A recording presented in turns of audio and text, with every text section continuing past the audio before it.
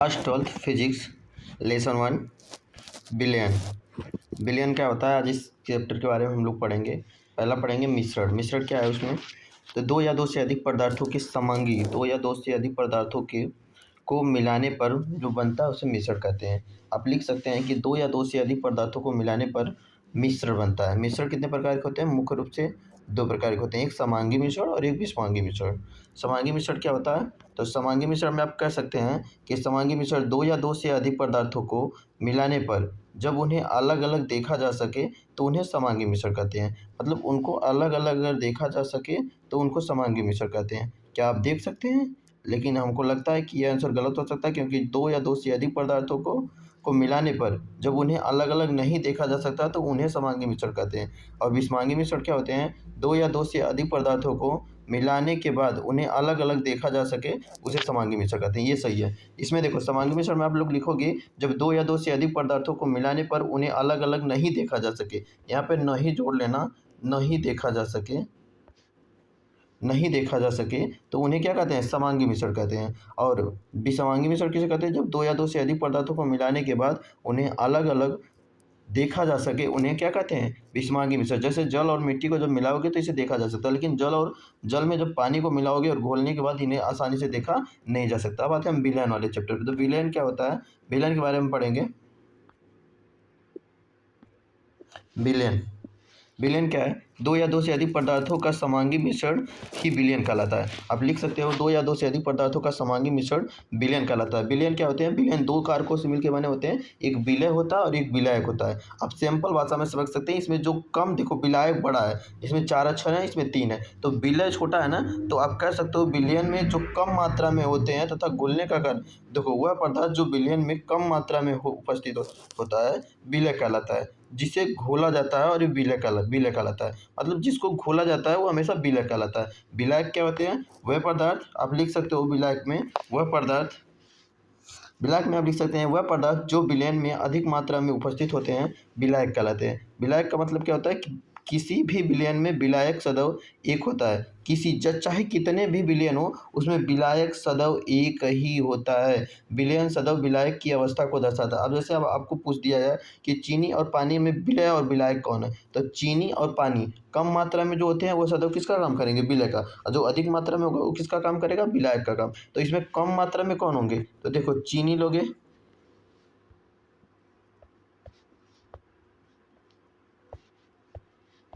चीनी प्लस पानी,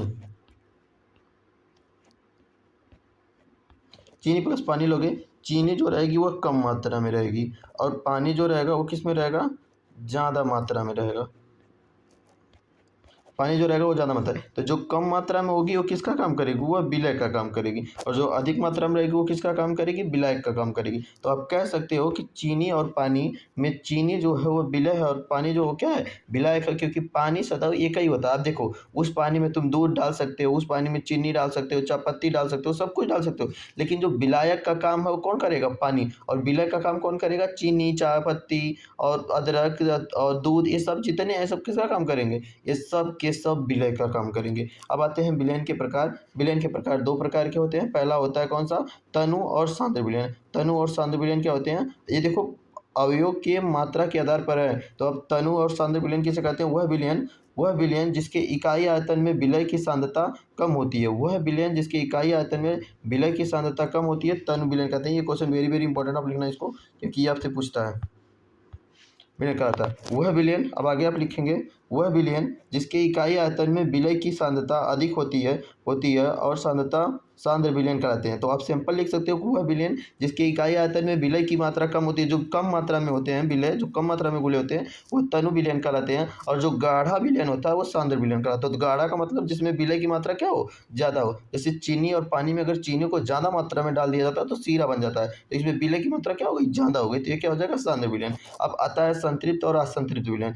तो स्थिर ताप पर वह विलयन जिसमें विलय की अधिकतम संभावना मात्रा घुली होती है संतृप्त विलयन कहलाता है। अब आता है असंतृप्त विलयन। तो असंतृप्त विलयन किसे कहते हैं, वह पदार्थ, असंतृप्त में भी छोड़े, आप संतृप्त में 2 लाइन और लिख लेना, ये भी इंपॉर्टेंट लाइन में आती है। तथा वह विलयन जिसमें विलय की मात्रा संतृप्त विलयन के लिए आवश्यक मात्रा से कम होती है संतृप्त विलयन कहते हैं। दोनों पॉइंट हम नोट कर लेना, आगे आते हैं, ये वेरी वेरी इंपॉर्टेंट आपका रहेगा। अतिसंतृप्त विलयन, स्थिर ताप पर वह विलयन, आप लिखेंगे स्थिर ताप पर जब किसी विलयन में विलय की मात्रा संतृप्त विलयन से अधिक हो जाती है तो वह अतिसंतृप्त विलयन कहलाता है। अब ये आपके 2-3 ठीक एग्जाम्पल, आप इसको बढ़िया से पढ़ लीजिएगा और लिख लीजिएगा, क्योंकि ये बेटर अभी भी आपके पास टाइम है। जिन स्टूडेंटों ने कुछ नहीं पढ़ा वो अपनी नोट्स क्लियर कर लें और नोट्स को पढ़ते रहे, क्योंकि अभी उनके पास 2 महीने की टाइम है। इतने में अगर आप नोट्स अपना क्लियर कर लेंगे, लिख कर प्रतिदिन इतने जितना पढ़ाया जा रहा है उतना नोट्स आप क्लियर कर लेंगे, तो मुझे उम्मीद है कि आप अपने सिलेबस को परीक्षा तक कवर कर लेंगे। अब आते हैं विलयन की साध्यता। किसी विलयन की साध्यता आपसे पेपर में बहुत बार पूछा है, इंपॉर्टेंट है, इसको जरूर नोट कीजिएगा, आप इसको जरूर पढ़िएगा। किसी विलयन या विलायक के प्रति एकांक, किसी विलयन या विलायक के प्रति एकांक आयतन में घुली हुई विलय की मात्रा को विलयन की क्या कहते हैं, सांद्रता कहते हैं। और अगर आपको ना याद हो तो सिंपल तरीके में आप याद कर सकते हैं कि विलय की मात्रा बटे विलयन या विलायक की मात्रा के अनुपात को ही क्या कहते हैं, विलयन की सांद्रता कहते हैं। अब विलयन की सांद्रता को विलयन की सांद्रता को व्यक्त करने की प्रमुख विधियां, पहला क्या है, द्रव्यमान प्रतिशत, डब्ल्यू परसेंट, मतलब वेट फॉर परसेंटेज जो होगा विलय पदार्थ की ग्राम में। अब लिखेंगे विलय पदार्थ की ग्राम में वह मात्रा जो 100 ग्राम विलयन में घुली हो उसे क्या कहते हैं, द्रव्यमान प्रतिशत कहते हैं, क्योंकि हमेशा 100 ग्राम विलयन में ही घुली होती है, वो द्रव्यमान प्रतिशत होता है। द्रव्यमान बराबर आप लिख सकते हैं कि विलय का द्रव्यमान बटे विलयन का द्रव्यमान, और द्रव्यमान प्रतिशत बराबर आप लिखेंगे विलय का द्रव्यमान बटे विलयन का द्रव्यमान गुणे क्या है, 100।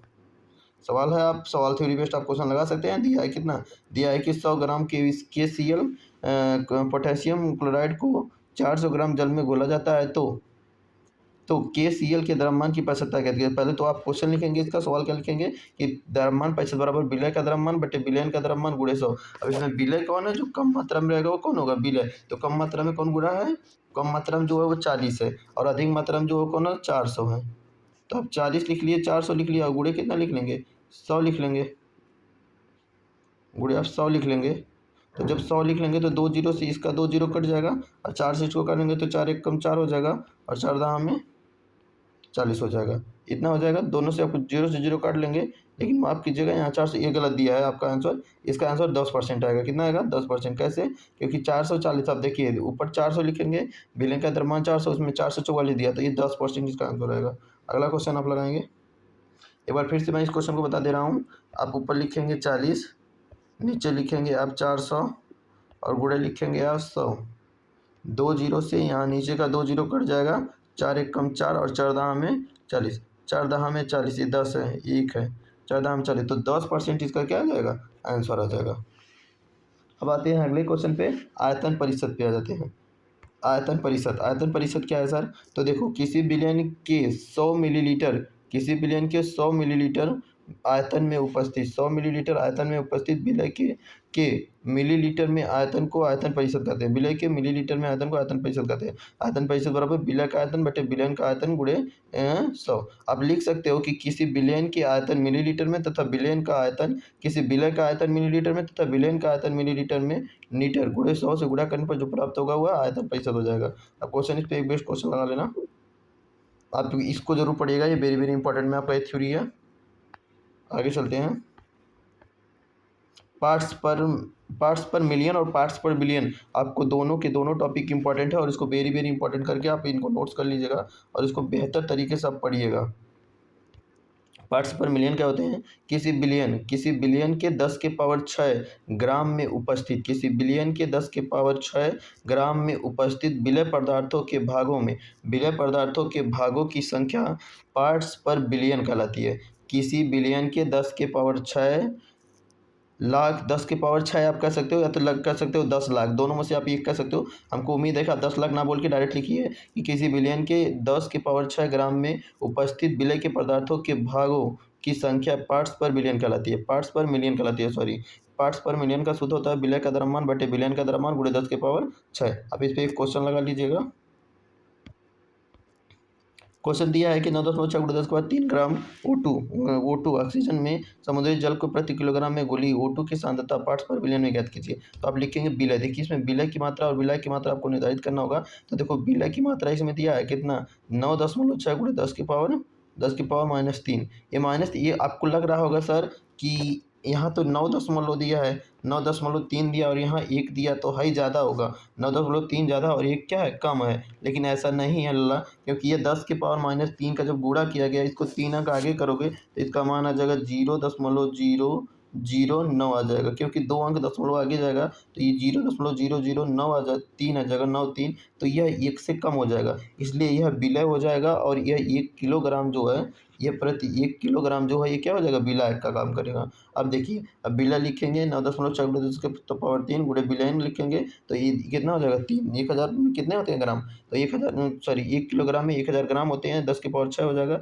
0 से 3 जीरो कट जाएगा, ऊपर बचेगा 3 जीरो, जैसे आप कट करेंगे आपका आंसर आ जाएगा। कैसे होगा सर, तो इसका सवाल मैं लगा के तुम लोग बता दे रहा हूँ। देखो, ये हो जाएगा 9.3 गुणे 10 की पावर -3 और गुणे कितना 10 की पावर 6, सॉरी 10 की पावर 6 हो गया। अब नीचे कितना बचा आपका, 10 का पावर 3 बचा है। अब देखिए फिर 9.3 करेंगे। अब भाई देखो 10 की पावर 6 में से अगर 3 चला जाएगा तो कितना बचेगा, 10 की पावर 3 बचेगा। अब नीचे कितना बचा, 10 की पावर 3 बचा, सॉरी ये 9.3 था शायद, 6 है, सॉरी ये 9.6 है। अब देखिए 10 की पावर नीचे 3 बचा, अब 10 की पावर नीचे 3 से 10 की पावर ऊपर वाला 3 क्या हो जाएगा, कट जाएगा और इसका आंसर आ जाएगा कितना, 9.6। ओके, अब आते हैं पार्ट्स पर बिलियन पे। ये भी टॉपिक आपकी इंपॉर्टेंट है, वेरी वेरी इंपॉर्टेंट है, इसको इंपॉर्टेंट रखिएगा। पार्ट्स पर मिलियन के लिए आप क्वेश्चन अपना आंसर लिखिएगा, ये इंपॉर्टेंट है, इसको नोट्स कर लीजिएगा कॉपी में, ये बहुत वेरी वेरी इंपॉर्टेंट आपकी टॉपिक है।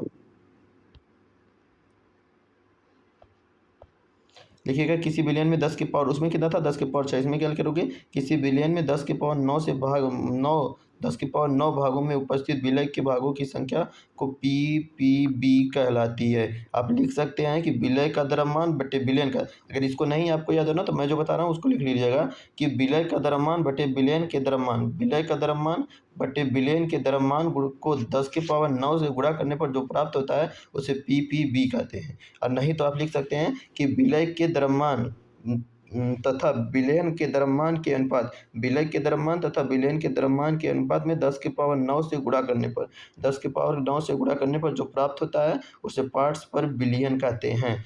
इस सूत्र आप लिख लीजिएगा, ये वेरी वेरी इंपॉर्टेंट है। अब मोलारता का सूत्र लिखिएगा, ये भी आपको वेरी वेरी इंपॉर्टेंट है कि किसी बिलियन में प्रति लीटर आयतन में उपस्थित विलय की संख्या को मोलारता कहते हैं। ये आप जरूर लिखिएगा, ये जितने 3 टॉपिक आपको मैं बताया हूँ इस क्वेश्चन में सबसे अहम भूमिका निकालने वाली यही है, और इसका सूत्र आप जरूर लिखिएगा। देखो मोलरता और मोललता 2 होती है, ये दोनों आपके क्वेश्चन में पूछे जाएंगे, और सबसे बड़ा क्वेश्चन पूछता है कि मोलरता और मोललता में संबंध बताओ, तो आप इस क्वेश्चन को जरूर लिखिएगा, और आपके इंपॉर्टेंट क्वेश्चन में ये भी आते हैं। नॉर्मलता, हाँ, अब आपका एक क्वेश्चन है, सबसे इंपॉर्टेंट क्वेश्चन आता है नॉर्मलता। तो नॉर्मलता देखिए क्या होती है। नॉर्मलता किसी निश्चित ताप पर विलयन, किसी निश्चित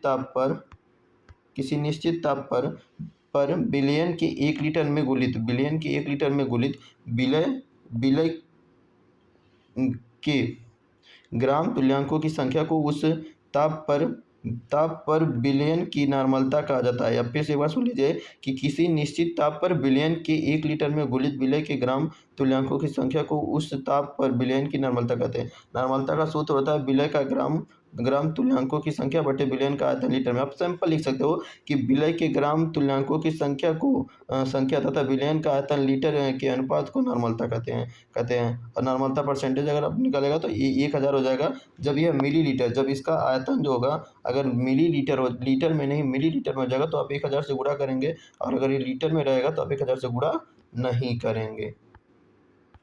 नॉर्मलता के आप निकाल ही लेंगे फार्मूला, ये तो आसानी होगा। हाँ, एक क्वेश्चन आपका और यहाँ से, इसको भी लिख लीजिएगा, वेरी वेरी इंपॉर्टेंट में एक बिलियन में किसी घटक के मोलों की संख्या, एक बिलियन में किसी घटक के मोलों की संख्या तथा बिलियन में उपस्थित कुल मोलों की संख्या के अनुपात को, कुल मोलों की संख्या को अनुपात को उस घटक का मोल प्रभाज कहते हैं, उस घटक का मोल प्रभाज कहते हैं। मोल प्रभाज का सूत्र होता है घटक के मोलों की संख्या बटे बिलियन के कुल मोलों की संख्या। ये क्वेश्चन आप वेरी वेरी इंपॉर्टेंट में लिखिएगा, इस सूत्र को लिखिएगा, और इसके बाद आप ये सूत्र लिख लीजिएगा क्योंकि ये भी आपको इंपॉर्टेंट में आता है। इसके बाद आप ये दोनों फार्मूले लिखिएगा, दोनों के दोनों आपके क्या है, इंपॉर्टेंट में ही है।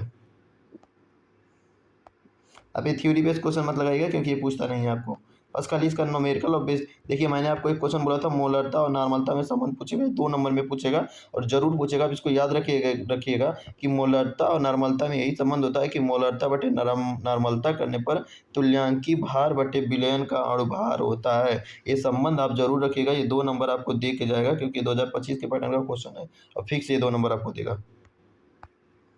मोलरता तथा मोल प्रभाव में संबंध, ये भी आपको वेरी वेरी इंपॉर्टेंट में है। अब इसमें से देखिए 15 नंबर के पूरा चैप्टर जो है 15 नंबर का वेटेज रखता है, 12 से 15 नंबर का वेटेज रखता है। तो आप कोशिश कीजिए कि अपने जितने भी इंपॉर्टेंट क्वेश्चन है उसको ज़रूर से ज़रूर तैयार करें, क्योंकि आपके ये बेस्ट क्वेश्चन हो सकते हैं। मोलरता बराबर क्या होता है, विलय का मोल प्रभाज गुणे 100 और बटे विलायक का मोल प्रभाज गुणे विलयन, विलायक का अणुभार होता है। विलायता की देखो, विलयन और विलायता आप देखो अलग आ गया एक टॉपिक। विलायता आपको सबसे इम्पॉर्टेंट अहम भूमिका निभाएगी, क्योंकि विलय, विलायक और विलायता ये तीनों अपने आप में एक महत्वपूर्ण भूमिका होती है। तो विलायता आप जरूर याद कीजिएगा कि किसी पदार्थ की वह अधिकतम मात्रा जो निश्चित ताप पर 100 ग्राम विलायक में घोली जाती है उस पदार्थ की विलयता कहलाती है। उस पदार्थ की क्या कहलाती है, विलयता कहलाती है। और गैसों के द्रव्यों की विलयता भिन्न भिन्न होती है, जबकि गैसों की द्रव्यों की विलयता जो होती है भिन्न भिन्न, गैसों की द्रव्य में विलयताएं भिन्न भिन्न होती हैं। जैसे गैसों की जितनी भी विलयताएं होती हैं वो सभी क्या होती हैं, भिन्न भिन्न ही होती हैं। अब एग्जाम्पल पढ़ लीजिएगा, अगले पेज पे आप क्वेश्चन आते हैं। हेनरी का नियम आपको सबसे इंपॉर्टेंट रहेगा, हेनरी का नियम। अब इस हेनरी के नियम को आप जरूर पढ़िएगा। हेनरी का नियम क्या होता है, इस नियम के अनुसार स्थिर ताप पर किसी गैस को द्रव में घुलनशील या विलयता गैस के दाब के समानुपाती होती है। गैस के दाब के समानुपाती मतलब किसी स्थिर ताप पर किसी गैस के द्रव में घुलनशील विलयता गैस के दाब के समानुपाती होती है। मतलब जो यम होता है उसका द्रव्यमान, यम जो द्रव्यमान होता है वो उसके कितने प्रोपोर्शनल टू होता है, किसके, पी के। जब यम का प्रोपोर्शनल का चिन्ह हटाएंगे तो यहाँ की एक नियतांक आ जाएगा और हो जाएगा के पी हो जाएगा। जहाँ यम घुली हुई गैस की मात्रा है, पी साम्य अवस्था में गैस का दाब है और के क्या है, के है समानुपाती स्थिरांक है। आप डायरेक्ट लिख सकते हो, खाली स्थिरांक है, ये भी आपको चलेगा। अब सूत्र लिख लीजिएगा, इसका वेरी वेरी इंपॉर्टेंट है ये सूत्र, आप दोनों याद कर लीजिएगा। कोई डाउट होगा तो आप कमेंट कर लीजिएगा। वाष्प दाब, ये भी आपके इंपॉर्टेंट टॉपिक है और आपका पहला चैप्टर खत्म हो जाएगा यहाँ पे। वाष्प दाब क्या होते हैं, द्रव और उसकी वाष्प के मध्य समावस्था, द्रव्य और उसकी वाष्प के मध्य समावस्था में स्थिर ताप पर लगने वाला वाष्प का दाब वाष्प दाब कहलाता है। वाष्प देखो, द्रव से, ये इंपॉर्टेंट है, द्रव से वाष्प बनना वाष्पन कहलाता है। अगर द्रव से कोई वाष्प, तुमको पता होगा कि जब द्रव से अगर कोई वाष्प बन रहा है तो गैस बनेगी, जिसको हम वाष्पन कहेंगे। अगर वाष्प से कोई द्रव बन रहा है तो इसको संघनन कहेंगे। क्या कहेंगे, संघनन कहेंगे, क्योंकि ये इसमें जल की बूंदें बनती है। अब ये क्वेश्चन वेरी वेरी इंपॉर्टेंट में रखिएगा। वाष्प दाब का अनुमान, ये जरूर पूछता है, इसमें आगे मात्रा नहीं होती है। अनुमान, जब किसी विलायक में कोई अवाष्पशील पदार्थ घोल दिया जाता है, वेरी वेरी इंपॉर्टेंट, इसको रखिएगा। जब किसी विलायक में कोई अवाष्पशील पदार्थ घोल दिया जाता है तो विलयन का वाष्प दाब कम हो जाता है। इस घटना को वाष्प दाब का अवनमन कहते हैं। फिर से सुन लीजिएगा, जब किसी विलायक में कोई मतलब अवाष्पशील, मतलब जो घोले ना, कोई अवाष्पशील पदार्थ घोल दिया जाता है तो विलयन का वाष्प दाब कम हो जाता है। तो विलयन का वाष्प दाब कम हो जाता है, इस घटना को वाष्प दाब का अवनमन कहते हैं। अब ये आपको वेरी वेरी इंपॉर्टेंट, ये भी है 2025 का क्वेश्चन जो वेरी वेरी इंपॉर्टेंट में है। समपरासारी विलयन और अल्पपरासारी विलयन क्या होते हैं, तो वे विलयन जिसके प्रासरण समान दाब होते हैं समपरासारी विलयन कहलाते हैं। अब आता है अल्पपरासारी, तो अल्पपरासारी विलयन क्या होते हैं, तो वह विलयन दो या दो से दो विलयनों में जिस विलयन का परासारी दाब कम होता है अल्पपरासारी कहलाता है, और जिस विलयन का दाब अत्यधिक होता है वो अतिपरासारी विलयन कहलाता है। अब समपरासारी और अतिपरासारी में अंतर एक जरूर लिख लीजिएगा, क्योंकि इसमें नहीं दिया है आपको अंतर। अब 5 नंबर में 2 या 3 नंबर में पूछता है, इसलिए अंतर वाले को भी जरूर लिख लीजिएगा और उसको जरूर याद कर लीजिएगा। Thank you. अगर वीडियो अच्छी लगी होगी तो एक प्यारा सा कमेंट जरूर दीजिएगा। और आपका पहला चैप्टर आज खत्म हो गया। मुझे उम्मीद है कि अगर 3 घंटे, अगर आप लोग 2 से 3 घंटे अगर इसको रिवाइज करेंगे तो आप अपनी नोट्स एक बेटर ढंग से बना सकते हैं, जिसको मैं वेरी वेरी इंपॉर्टेंट किया हूँ। बस आप उसी क्वेश्चन को इसमें ड्रॉप करके अपने कॉपियों में लिखिएगा, बाकी फालतू क्वेश्चन आप कॉपियों में मत लिखिएगा। जिन क्वेश्चनों को वेरी वेरी इंपॉर्टेंट रखा हूँ आप उन्हीं क्वेश्चनों को अगर पढ़ लेते हैं तो उम्मीद है कि आप बढ़िया नंबर से पास हो जाएंगे। क्योंकि आप अगर किताब उठाएंगे, मैं 2 या 3 लेसन जब पढ़ा लूँगा तो आप मॉडल पेपर उठाइएगा तो देखिएगा कि हर क्वेश्चन आपके यही से पूछे जाते हैं। तो मुझे उम्मीद है कि जिन बच्चों ने अभी कुछ नहीं पढ़े हैं, अगर वो यहाँ से अपने नोट्स को तैयार कर लेते हैं तो मुझे उम्मीद है कि वो 1 महीना तक, मैं 1 महीने में इस चैप्टर पूरे कवर करा दूंगा, पूरी केमिस्ट्री। तो 1 महीने तक अगर अपने सिलेबस को क्लियर कर लेंगे तो मुझे उम्मीद है कि मैं क्वेश्चन की साइड बढ़ूंगा। अगर अच्छी लगी होगी तो बताइएगा कि क्वेश्चन मैं आपको करवा दूंगा। धन्यवाद आप सभी छोटे भाइयों और बहनों।